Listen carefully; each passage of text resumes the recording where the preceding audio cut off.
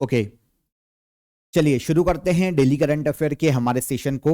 मेरा नाम है पंकज वैष्णव और एक बार फिर से आप सभी का क्रेजी जीके ट्रिक के डेली करंट अफेयर की सीरीज में स्वागत है। आज के सेशन में हम डिस्कस कर लेते हैं 27 जुलाई के सभी करंट अफेयर को। तो एंड तक सेशन को देखिएगा, इंटरेस्टिंग सेशन है। पीडीएफ और मॉक टेस्ट के लिए एप्लीकेशन को चेकआउट कीजिएगा, वहां से आप कलेक्ट कर सकते हैं। मॉक टेस्ट भी लगाइए और पीडीएफ भी आज के सेशन की आपको एप्लीकेशन पर मिल जाएगी। चलिए तब तक हम चलेंगे पहले क्वेश्चन की तरफ। 27 जुलाई की करंट अफेयर को यहां पर हम डिस्कस कर लेते हैं। केंद्रीय मंत्रिमंडल ने भाविया रसायन योजना को मंजूरी प्रदान की, इसका बजट कितना है? तो रिसेंटली हमारी जो यूनियन कैबिनेट है उसने भाविया रसायन योजना को मंजूरी दी है और इसका बजट रखा गया है 3030 करोड़ रुपए। 3030 करोड़ रुपए बजट रखा गया है इस स्कीम का।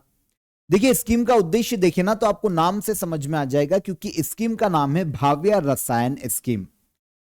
उद्देश्य इंडिया में world class chemical parks develop करना, वर्ल्ड क्लास के केमिकल पार्क्स डेवलप करना, ताकि केमिकल मैन्युफैक्चरिंग को बढ़ावा दिया जा सके इंडिया में। तो कैजुअली 5 सालों के लिए इसे लागू किया जाएगा, 2026-27 के फाइनेंशियल ईयर से लेकर 2030-31 के फाइनेंशियल ईयर तक यह योजना लागू की जाने वाली है। अब जो 30,030 करोड़ रुपए बजट रखा गया है, उनमें से इंफ्रास्ट्रक्चर इंप्लीमेंट के लिए 3,000 करोड़ रुपए खर्च किए जाएंगे। मतलब जो केमिकल पार्क बनाए जाने वाले हैं, 3 केमिकल पार्क बनाए जाएंगे। अभी डिसाइड किया जाएगा कि कहां पर बनाना है। तो 3 केमिकल पार्क बनाए जाएंगे, 3,000 करोड़ रुपए इसकी लागत आएगी।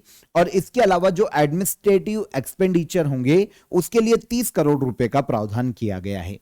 तो ऑल ओवर जो बजट निकला वो है 3030 करोड़ रुपए का भाविया रसायन योजना। तो जो केमिकल पार्क है, सबसे पहले तो हमको ये एक कंफ्यूजन आता है कि केमिकल पार्क क्या होते हैं।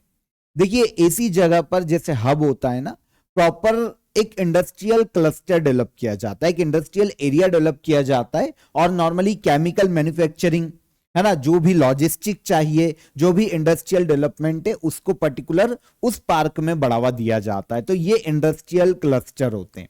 एक पर्टिकुलर पूरा एरिया डेवलप किया जाता है, जहां पर अगर हम केमिकल पार्क्स के कॉन्टेक्स्ट में बात कर रहे हैं, तो ऐसी जगह पर जहां पर केमिकल मैन्युफैक्चरिंग यूनिट को एक ही स्थान पर सभी उनकी आवश्यक चीजें मिल जाए, चाहे वो लॉजिस्टिक हो, है ना, गवर्नमेंट की तरफ से कोई सपोर्ट हो, अगर टैक्स में बेनिफिट मिल रहा है, तो इस तरीके से पूरा केमिकल पार्क डेवलप किया जाता है किसी एक जगह पर। तो ये एडमिनिस्ट्रेटिव फैसिलिटी उपलब्ध करवाई जाएगी, कॉमन इंफ्रास्ट्रक्चर होगा, बेसिक यूटिलिटी होगी, एडमिनिस्ट्रेटिव फैसिलिटीज, ये सब प्रोवाइड की जाने वाली है केमिकल पार्क्स में। तो 3 डेडिकेटेड केमिकल पार्क बनाए जाएंगे इंडिया के अलग अलग हिस्सों में। की पॉइंट अगर हम इन केमिकल पार्क की देखते हैं, तो प्लग एंड प्ले मॉडल पर इन्हें विकसित किया जाएगा। अब ये क्या होता है? अगर हम यहां पर प्लग एंड प्ले मॉडल की बात करते हैं कि ये पर्टिकुलर एक मॉडल किसकी बात करता है या किससे संबंधित है, तो इसका मतलब होता है सारी बेसिक फैसिलिटी गवर्नमेंट यहां पर प्रोवाइड करेगी, इंफ्रास्ट्रक्चर डेवलप करके देगी, इलेक्ट्रिसिटी की व्यवस्था करेगी, है ना, फ्रेश वाटर की व्यवस्था करेगी, लॉजिस्टिक की व्यवस्था करेगी, रॉ मटेरियल, ऐसी कोशिश की जाएगी कि इन सभी को रॉ मटेरियल आसपास से ही मिल जाए, ऐसी जगह को चुना जाएगा, इंफ्रास्ट्रक्चर बेसिक पूरा डेवलप करके दिया जाएगा। कोई भी कंपनी यहां पर आती है और डायरेक्ट वो अपना काम शुरू कर सकती है। यह है plug and play model. Okay, तो प्रत्येक पार्क का विकास स्टेट गवर्नमेंट करेगी। प्रत्येक पार्क के लिए कम से कम 2000 एकड़ की एक मतलब ऐसी जमीन देखी जाएगी जो कि 2000 एकड़ तक की मिल पाए, और जिस पर कोई कॉन्फ्लिक्ट ना चल रहा हो। ऐसा नहीं हो कि कोई किसानों की जमीन है या फिर खेती की जमीन है, नॉन कमर्शियल लैंड है, ऐसा कुछ नहीं होना चाहिए। तो ऐसी लैंड की आवश्यकता होगी। केंद्र सरकार हर पार्क के लिए 1000 करोड़ की फाइनेंशियल हेल्प भी यहां पर प्रोवाइड करने वाली है। तो 1000 करोड़ रुपए हर पार्क के लिए दिए जाएंगे। तो ये हो जाते हैं 3000 करोड़ रुपए, और 30 करोड़ रुपए एडमिनिस्ट्रेटिव एक्सपेंडिचर के लिए दिए जाने वाले हैं। संबंधित स्टेट गवर्नमेंट को कम से कम 500 करोड़ का योगदान देना होगा, जिस भी स्टेट में यह केमिकल पार्क स्थापित किया जाएगा। तो इस योजना को नाम दिया गया है भाव्या रसायन स्कीम, अभी यूनियन कैबिनेट ने इसे मंजूरी प्रदान की है। नाडा द्वारा प्रोविजनल रूप से सस्पेंड किए जाने के बाद किस भारतीय जूडो खिलाड़ी को ग्लासगो कॉमनवेल्थ गेम्स 2026 से हटा दिया गया है?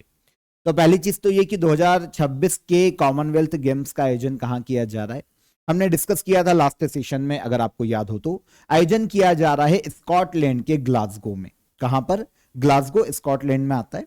यहां पर इस बार कॉमनवेल्थ गेम्स आयोजित किए जा रहे हैं 2026 के। इंडिया भी यहां पर पार्टिसिपेट कर रहा है, हमारे काफी सारे प्लेयर, काफी सारे एथलीट यहां पर पार्टिसिपेट कर रहे हैं। अब इसी क्रम में भारत के एक जूडो खिलाड़ी हैं जिनका नाम है अरुण कुमार। एक्चुअल में हुआ क्या है कि नाडा द्वारा प्रोविजनली रूप से इनको सस्पेंड किया गया था और इन्हें कॉमनवेल्थ गेम से हटा दिया गया है। जूडो के खिलाड़ी हैं अरुण कुमार। क्या होता है कि अगर नाडा की हम बात करते हैं तो नेशनल एंटी डोपिंग एजेंसी है ना, ये देखती है कि खेलों में फेयर तरीके से गेम्स हो, इसके लिए कोई भी प्रतिबंधित पदार्थ, चाहे वो ड्रग हो, किसी प्रकार की ऐसी मेडिसिन हो जो कि खेलों में प्रतिबंधित है, जो कि कहीं ना कहीं परफॉर्मेंस बूस्टर के रूप में काम करती है ना, हमारी क्षमताओं को बढ़ाती है, ऐसी जो मेडिसिन या ड्रग होते हैं, कोई नशीला पदार्थ है, कोई स्टेरॉइड है, तो इन सभी को प्रतिबंधित किया जाता है खेलों में। अब इन चीजों की जांच करने के लिए इंडिया लेवल पर जो एजेंसी काम करती है वो क्या है? वो है नाडा, जिसे नेशनल एंटी डोपिंग एजेंसी के नाम से जाना जाता है। अभी क्या हुआ है कि भारतीय जूडो खिलाड़ी है अरुण कुमार, इनका डोपिंग टेस्ट हुआ जिसमें ये प्रतिबंधित स्टेरॉइड को कंज्यूम करते हुए पाए गए, मतलब इनके ब्लड सैंपल फेल हो गया है। इससे पता चल रहा है कि इन्होंने किसी प्रकार की ऐसी प्रतिबंधित या नशीली पदार्थ लिया है, इसलिए इनको अस्थायी रूप से निलंबित कर दिया गया था और कॉमनवेल्थ गेम से इनको हटा दिया गया। इंडिया के लिए एक आप इसको बहुत ही ड्रॉबैक मान सकते हैं, क्योंकि कॉमनवेल्थ गेम्स 2022 में अरुण कुमार जो है अरुण कुमार जो है वो भी भारत के लिए मेडल लेकर आए थे। यहां पर एक और प्लेयर को प्रतिबंधित किया गया, इनको याद रखिएगा, एक सिल्वर मेडलिस्ट है इंडिया की, तुलिका मान। ओके, ग्लासगो गेम्स से इनको भी बाहर किया गया है रिसेंटली, तो ये दो प्लेयर बाहर हुए हैं। अगर हम यहां पर तुलिका मान की बात करते हैं तो ये भी हमारे जूडो के ही प्लेयर है, जूडो की प्लेयर है तुलिका मान। एक्चुअल में क्या हुआ है कि नाडा ने इनको 12 महीने के अंदर ये चीज देखा है कि इन्होंने 3 बार मिसगाइड किया नाडा को, इन्होंने अपनी सही लोकेशन की जानकारी नहीं दी, और इसके अलावा समय समय पर जब टेस्टिंग के लिए इनको बुलाया गया, ड्रॉप टेस्ट के लिए, तो भी ये अवेलेबल नहीं हो पाई थी। तो ये चीज देखी कि वाडा ने कि भैया नियमों का उल्लंघन है, वाडा के नियमों का उल्लंघन है, तो इनको भी प्रतिबंधित किया गया है। ये वाडा है, वर्ल्ड एंटी डोपिंग एजेंसी है, और हम ऊपर जिसकी बात कर रहे हैं वो नेशनल लेवल पर काम करती है, नेशनल एंटी डोपिंग एजेंसी। तो इन दोनों ने ही इनको कहीं ना कहीं ये पाया है कि भैया इन्होंने वायलेट किया है रूल्स को, वाडा के रूल्स को वायलेट किया है, तो दोनों को निलंबित किया गया है और दोनों को ग्लासगो कॉमनवेल्थ गेम से बाहर कर दिया गया। देखिए, जो जूडो खेल के खिलाड़ी होते हैं ना, उनको जुडोका कहा जाता है। ओके, तो पहले अरुण कुमार, ये हरियाणा से हैं, पुरुषों की 73 किलोग्राम कैटेगरी में जूडो के खिलाड़ी हैं। तुलिका मान की बात करें तो ये नई दिल्ली से आती है, महिलाओं की 78 किलोग्राम वेट कैटेगरी में ये जूडो की खिलाड़ी है। ये दोनों ही प्रतिबंधित कर दी गई। अब आती है नाडा की बारी, नेशनल एंटी डोपिंग एजेंसी। तो अगर हम नाडा की बात करते हैं तो हमको पता होना चाहिए कि ये जो संस्था है डोपिंग के खिलाफ काम करती है। किसके खिलाफ? डोपिंग के खिलाफ। किसी प्रकार का नशीला पदार्थ खेलों में प्रतिबंधित है ना, जो परफॉर्मेंस बूस्टर के रूप में काम करता हो, या कोई भी नशीला पदार्थ हो, कोई ऐसी मेडिसिन हो, उनको मतलब ये है कि भाई खेलों में फेयर तरीके से गेम्स होने चाहिए, इनको रेगुलेट करती है नाडा। 24 नवंबर 2005 को इस संस्था की स्थापना हुई थी एक एक्ट के माध्यम से, under the societies registration act 1860 के अंडर में यह संस्था 2005 में बनाई गई। Ministry of youth affair and sports के अंतर्गत संस्था कार्य करती है, और नाडा का हेडक्वार्टर देखने को मिलता है नई दिल्ली में। यह नेशनल लेवल पर जो है उसकी बात हो रही है नाडा की। अब अगर वाडा की बात करें, वर्ल्ड एंटी डोपिंग एजेंसी की हम बात करते हैं, तो ये संस्था 1999 में बनी थी और इसका हेडक्वार्टर कनाडा के मॉन्ट्रियल में है। इंटरनेशनल लेवल पर जो काम करती है वो वाडा है, सेम काम है, बस नाडा नेशनल लेवल पर, ये इंटरनेशनल लेवल पर। कारगिल विजय दिवस प्रत्येक वर्ष कब मनाया जाता है? कारगिल विजय दिवस, पाकिस्तान को हमने हराया था कारगिल वॉर में 1999 में। कारगिल विजय दिवस इंडिया में मनाया जाता है 26 जुलाई को। हुआ क्या था कि पाकिस्तान की जो सेना है वो इंडियन टेरिटरी में एंटर हो गई थी, एलओसी के अंदर तक आ गई थी। कारगिल के आसपास के जो भी उसने कारगिल के क्षेत्र पर कब्जा करना चाहा और आसपास के जो चेक पोस्ट है उन पर इन्होंने लगभग कब्जा कर लिया था। उस केस में भारत के उस वक्त के जो प्राइम मिनिस्टर थे अटल बिहारी वाजपेयी, ये भारत के पीएम थे उस वक्त जब कारगिल का युद्ध हुआ। तो उस समय पाकिस्तान से युद्ध शुरू हुआ और एक ऑपरेशन की शुरुआत की गई, ऑपरेशन विजय। ओके, भारत सरकार के द्वारा या सेना के द्वारा ऑपरेशन विजय की शुरुआत की गई और 14 जुलाई 1999 में, ये 3 मई को ये वॉर शुरू हुई थी, 3 मई 1999 से। और ऑलमोस्ट अगर हम देखें तो मई, जून और जुलाई 60 दिन से ज्यादा ये वॉर चली और उसके बाद 14 जुलाई 1999 को भारत के पीएम अटल बिहारी वाजपेयी ने ऑपरेशन विजय की सफलता की घोषणा की थी। लेकिन कुछ चेक पोस्ट थे जो कि उस वक्त भी पाकिस्तानी सेना के अंडर में थे, वहां पर युद्ध चल ही रहा था। तो फाइनली 26 जुलाई 1999 तक आते आते भारत ने कारगिल युद्ध में पूरी तरीके से जीत हासिल की थी। इसलिए कारगिल विजय दिवस जो है वो 26 जुलाई को मनाया जाता है। बहुत सारे हमारे जो सैनिक थे, बहुत सारे हमारे जो सूरमा थे, उन्होंने अपनी शहीद हो गए थे, अपनी जान दी थी। विक्रम बत्रा, उन पर एक मूवी भी बनी है शेरशाह, वो भी कहीं ना कहीं इसी एक इंसिडेंट पर आधारित थी। तो उन्होंने भी अपनी जान दी थी, काफी सारे हमारे जवान शहीद हुए थे। 27वां कारगिल विजय दिवस इस बार मनाया जा रहा है 26 जुलाई को 2026 में। ठीक है, 1999 के कारगिल वॉर में ऑपरेशन विजय के माध्यम से भारत की जो विजय हुई थी ऐतिहासिक, और हमारे जो वीर सैनिक है उनके साहस, बलिदान और देशभक्ति को याद करने के लिए कारगिल विजय दिवस हर साल मनाया जाता है। पर्टिकुलर अगर हम लोकेशन देखते हैं तो ये आपको कारगिल देखने को मिलेगा एलओसी पर। अगर आप थोड़ा सा मैप, आई होप दिख पा रहा होगा आपको, तो ये कारगिल है, ये एलओसी है, लाइन ऑफ कंट्रोल इसे कहा जाता है। पाकिस्तान पीओ के उस तरफ आता है जिस पर वर्तमान में पाकिस्तान का अवैध कब्जा है। ओके, तो ये पीओके को पार करके भारत में कारगिल तक के क्षेत्र में आ गए थे उस वक्त 1999 में, और उस वक्त युद्ध शुरू हुआ था। वर्तमान में अगर हम कारगिल का क्षेत्र देखते हैं तो ये हमको लद्दाख के क्षेत्र में देखने को मिलता है, उस वक्त जम्मू कश्मीर यूनियन टेरिटरी में था। तो 3 मई 1999 में यह युद्ध शुरू हुआ। पाकिस्तान के घुसपैठिए जो थे, उनकी जो सेना थी वो लाइन ऑफ कंट्रोल पार करके भारतीय चौकियों पर कब्जा करने के लिए आ गई थी। इनका उद्देश्य था कि श्रीनगर लेह हाईवे को हम काट दें, कश्मीर और लद्दाख के बीच से संपर्क को तोड़ दें पूरी तरीके से। लेकिन हमारे जवानों ने, जो हमारी आर्मी है, ऑपरेशन विजय की शुरुआत की, इनको खदेड़ा गया। ओके, हमारी जो एयरफोर्स है उसने भी एक ऑपरेशन चलाया था जो कि नॉर्मली पता नहीं होता हमको, ऑपरेशन सफेद सागर, क्योंकि ये हिमालय की रेंज पर बर्फीले क्षेत्र में ये युद्ध था। तो ऑपरेशन सफेद सागर 26 मई 1999 में चलाया था इंडियन एयरफोर्स ने। ओके, बाद में इंडियन नेवी ने भी अपना काफी योगदान दिया था और फाइनली फिर हम ये युद्ध जीत गए। 26 जुलाई को कारगिल विजय दिवस के अलावा international day for the conservation of the mangrove ecosystem के रूप में भी मनाया जाता है। ये एको डे जो कि 26 जुलाई को ही ऑब्जर्व किया जाता है। तो दोनों को याद रखिए, दोनों ही इंपॉर्टेंट है। रोमानिया की Bucharest university of economics studies ने राष्ट्रपति द्रौपदी मुर्मू को कौन सा सबसे बड़ा एकेडमिक सम्मान दिया है? तो यूरोपीय देश है रोमानिया, भारत की प्रेसिडेंट द्रौपदी मुर्मू रोमानिया की यात्रा पर है। तो यहां पर Bucharest university of economic studies ने अपना एक डॉक्टरेट की उपाधि, आप इसको बोल लीजिए, एक सम्मान दिया है भारत की प्रेसिडेंट को, जिसका नाम है डॉक्टर हॉनोरिस काजा। एक ऑनररी डॉक्टरेट की उपाधि है, डॉक्टर हॉनोरिस काजा। मानद उपाधि है, मतलब आप समझते एक सांकेतिक उपाधि के रूप में आप इसको देख सकते हैं। तो ये Bucharest university of economic studies ने भारत की प्रेसिडेंट द्रौपदी मुर्मू को दी है।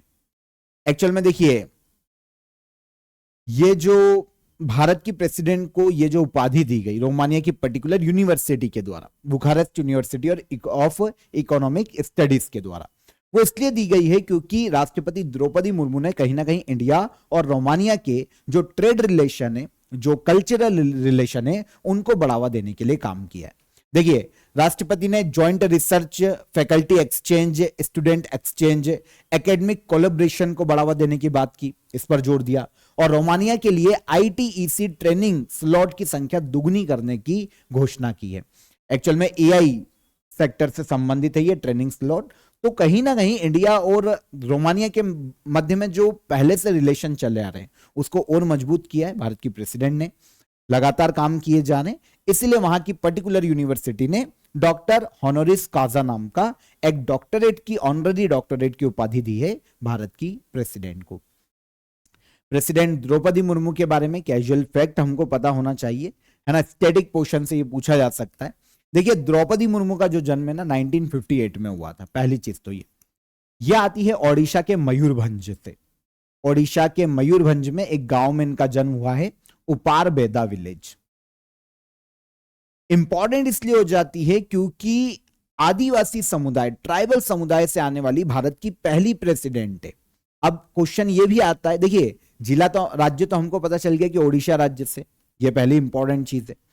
अब first tribal president of India, तो किस ट्राइब से, तो याद रखिएगा संथाल, संथाल ट्राइब से संबंधित है। कौन? द्रौपदी मुर्मू संथाल ट्राइब से है, first tribal president of India. Bharat की 15वीं प्रेसिडेंट के पद पर हैं वर्तमान में। 2022 में इन्होंने अपना पद होल्ड किया था, 2022 से ये इस पद पर हैं। और इन्होंने किसका स्थान लिया है? इनके पहले भारत के पूर्व प्रेसिडेंट कौन थे? रामनाथ कोविंद। इनको रिप्लेस किया है द्रौपदी मुर्मू जी ने। Second women president of India Pratibha Patil के बाद। अब यहां पर एक और इंपॉर्टेंट चीज, प्रेसिडेंट बनने से पहले किस राज्य के गवर्नर का पद संभाला है? तो झारखंड राज्य के गवर्नर के रूप में काम कर चुकी है द्रौपदी मुर्मू 2015 से 2021 तक। First women governor of Jharkhand Draupadi Murmu.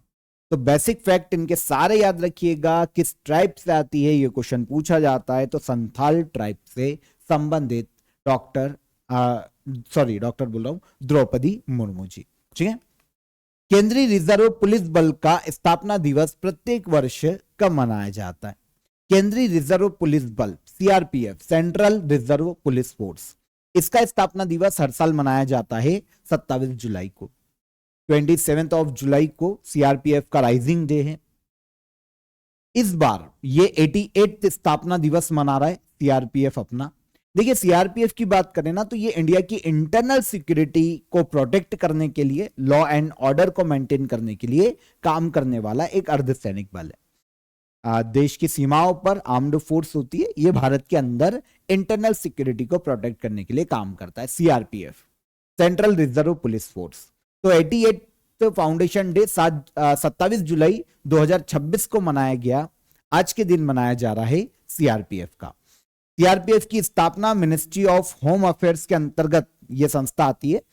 27 जुलाई 1939 में अंग्रेजों के टाइम पीरियड में यह स्थापित हुआ था क्राउन रिप्रेजेंटेटिव पुलिस के नाम से। उस वक्त क्राउन रिप्रेजेंटेटिव पुलिस के नाम से पुकारा जाता था और अब इसे सीआरपीएफ कहा जाता है। एक एक्ट लाया गया था बाद में, central reserve police force act 1949 में, और इसमें जो क्राउन रिप्रेजेंटेटिव पुलिस है उसका नाम बदल कर दिया गया सीआरपीएफ। तो गठन 1939 में हुआ है, लेकिन नाम चेंज हो गया था 1949 में। ओके। जो जूनागढ़ रियासत का भारत में विलय था उसमें हेल्प की थी, मतलब वहां पर सीआरपीएफ का ही यूज किया गया था, ये एक इंपॉर्टेंट फैक्ट है। और 1960 में कई स्टेट रिजर्व पुलिस को सीआरपीएफ में आगे चलकर जोड़ा गया और इसका विस्तार किया गया।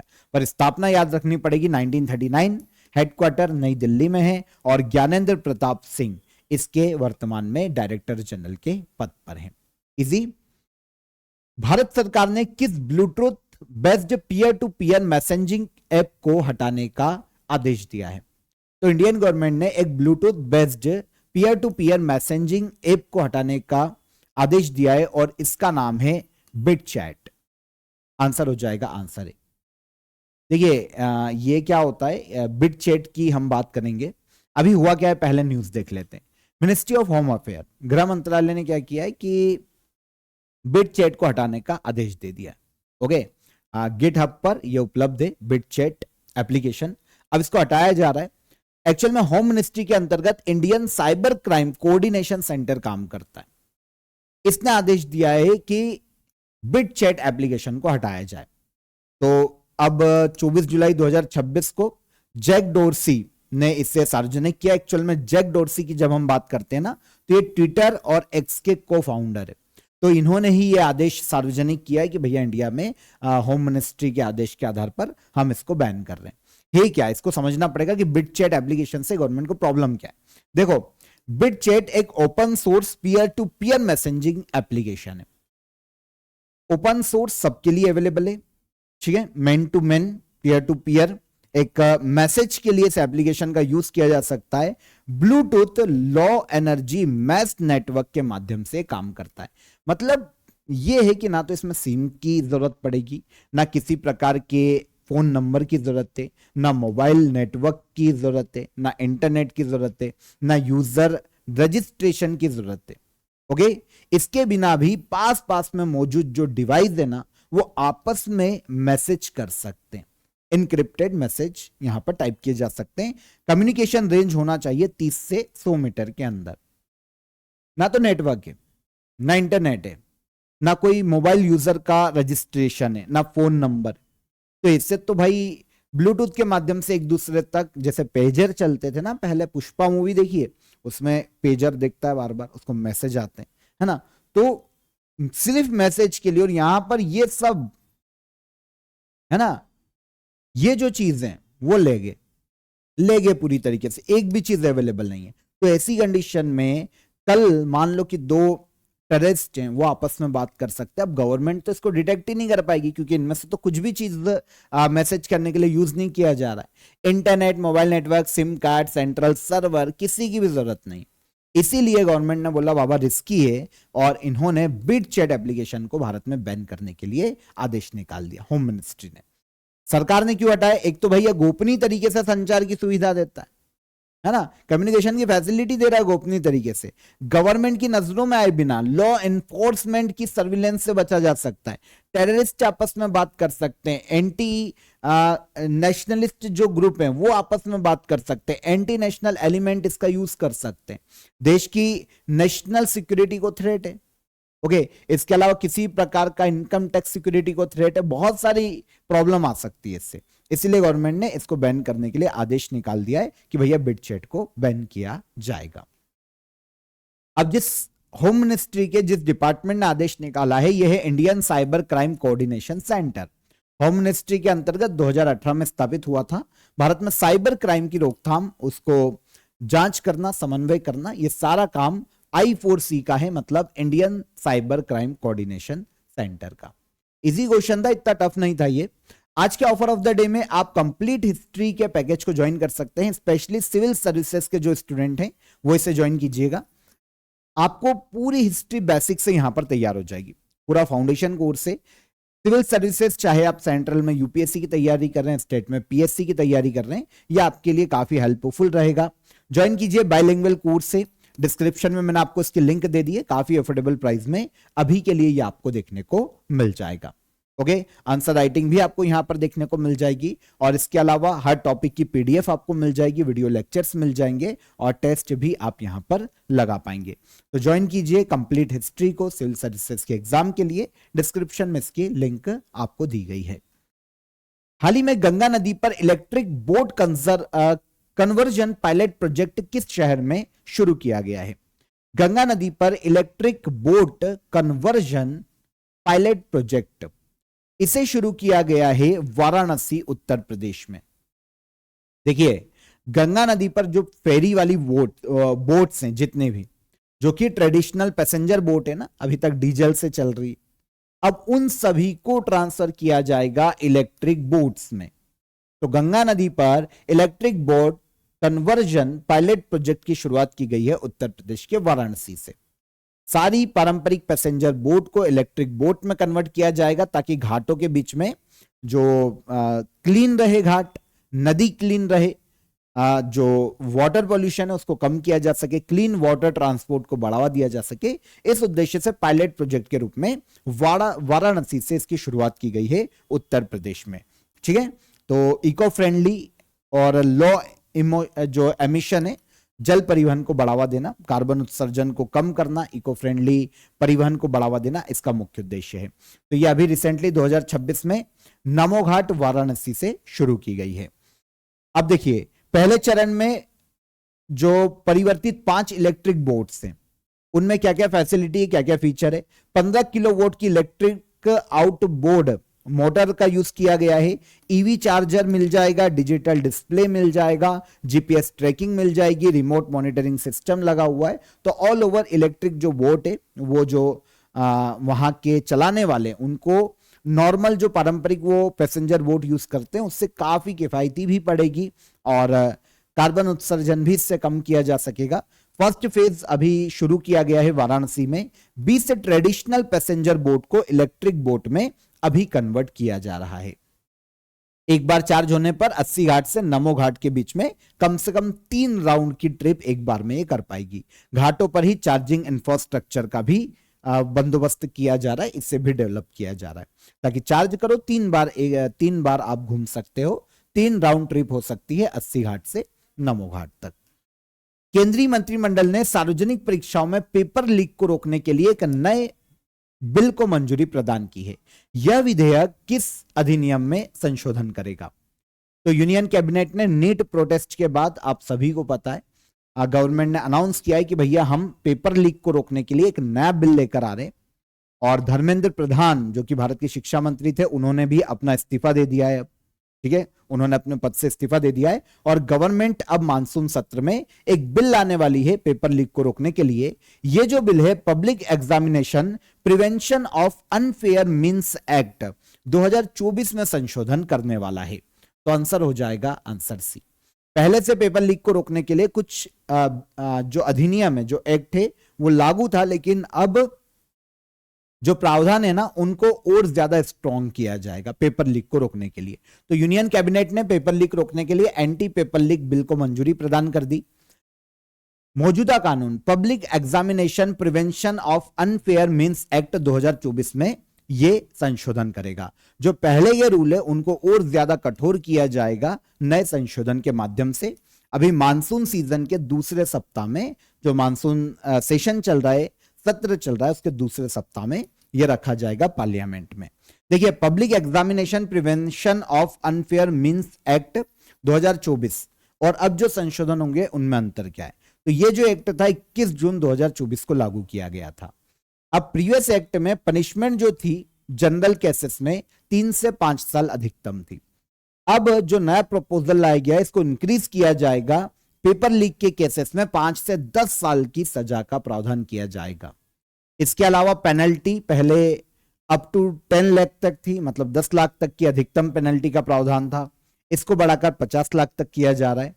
ऑर्गेनाइज्ड क्राइम के केस में मिनिमम 5 साल की जेल और 1 करोड़ रुपए के जुर्माने का प्रावधान था, जो कि अब बढ़ाकर मिनिमम 7 साल की जेल, एटलीस्ट 7 साल की जेल और 10 करोड़ के फाइन का यहां पर प्रावधान किया जा रहा है। तो ये चेंजेस होंगे 2024 के एक्ट में। भारत का पहला bank led quantum finance hub किस जगह बनाया जाएगा? इंडिया का पहला bank led quantum finance hub, इसे बनाया जा रहा है अमरावती। कहां पर है? आंध्र प्रदेश में।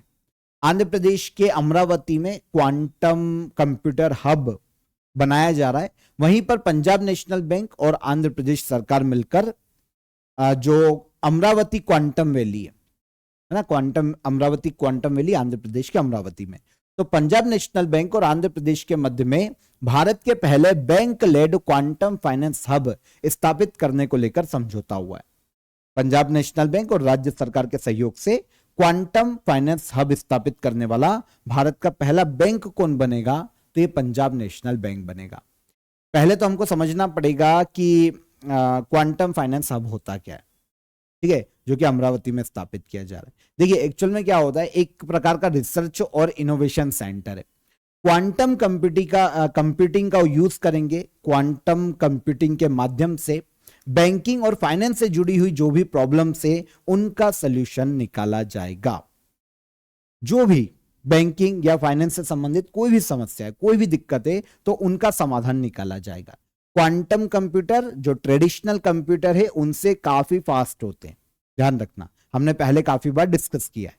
तो अब क्वांटम कंप्यूटिंग का यहां पर यूज किया जाएगा और इसकी मदद से बैंकिंग ट्रांजैक्शन को, जो ट्रांजैक्शन है, और ज्यादा फास्ट किए जाएंगे, सेफ किए जाएंगे, फ्रॉड डिटेक्शन बेहतर होगा, रिस्क मैनेजमेंट में सुधार होगा, साइबर सिक्योरिटी को बढ़ावा दिया जा सकता है। तो इस तरीके से फाइनेंस और बैंकिंग में क्वांटम कंप्यूटिंग का यूज किया जाएगा क्वांटम फाइनेंस हब में। तो ये आंध्र प्रदेश के अमरावती में बनाया जा रहा है पंजाब नेशनल बैंक के सहयोग से। आखिरी क्वेश्चन, ग्लोबल फाइनेंस मैगजीन द्वारा वर्ल्ड बेस्ट कंज्यूमर बैंक 2025 का पुरस्कार किसे मिला है? तो ग्लोबल फाइनेंस मैगजीन, इसकी हम बात करेंगे आगे। इसकी एक अलग अलग कैटेगरी में यह अवार्ड देता है वर्ल्ड के बैंकों को। अलग अलग कैटेगरी है, तो जिस भी कैटेगरी में किसी बैंक ने बेस्ट काम किया तो उस कैटेगरी में उसका अवार्ड मिलता है। वर्ल्ड के सारे बैंकों को दिया जाता है, ऐसा नहीं कि केवल इंडिया के। तो अब ये जो ग्लोबल फाइनेंस मैगजीन है, इसने हाल ही में वर्ल्ड्स बेस्ट कंज्यूमर बैंक 2025 का जो अवार्ड है ना, भारत की एक बैंक को दिया है जिसका नाम है SBI. SBI, state bank of India, इसको वर्ल्ड्स बेस्ट कंज्यूमर बैंक 2025 का खिताब या अवार्ड दिया गया। अब देखिए वैसे ये 2026 में अभी मिला है, 2025 के परफॉर्मेंस के आधार पर, कंफ्यूज मत होना, 2025 के परफॉर्मेंस के आधार पर ये 2026 का खिताब है, करेक्ट कर लो इसको। दिया क्यों गया है एसबीआई को ये जो अवार्ड है? कस्टमर रिच को बढ़ाने के लिए, फाइनेंशियल इंक्लूजन के लिए, डिजिटल बैंकिंग में एसबीआई का जो काम है, जो लगातार बढ़ा रहे हैं ये, और रिलायबल बैंकिंग सर्विसेज प्रोवाइड करने के लिए एसबीआई को दिया गया world best consumer bank 2026 award global finance magazine के द्वारा। अब देखिए एसबीआई की बात करें ना, तो भारत में एक मल्टीनेशनल पब्लिक सेक्टर बैंक है, फाइनेंशियल सर्विसेज इंस्टीट्यूशन है। एसबीआई भारत का सबसे बड़ा सरकारी बैंक आप इसको बोल सकते हैं। इसकी स्थापना 1921 में की गई थी। 1921 में एक imperial bank of India, imperial bank of India, इस नाम से सबसे पहली बार एसबीआई अस्तित्व में आया। Imperial bank of India. SBI पहले अलग अलग शाखाओं में बटा हुआ था, पहले अलग अलग नाम थे। 3 अलग अलग बैंक को मिलाकर 1921 में इंपीरियल बैंक ऑफ इंडिया बनता है। हम ज्यादा पीछे इतिहास में नहीं जा रहे हैं, जहां से आज का एसबीआई देखने को मिल रहा है हम उसकी बात करें। 3 बड़े बैंकों को मिलाकर इंपीरियल बैंक ऑफ इंडिया 1921 में बनता है। ओके, इसका हेडक्वार्टर मुंबई में।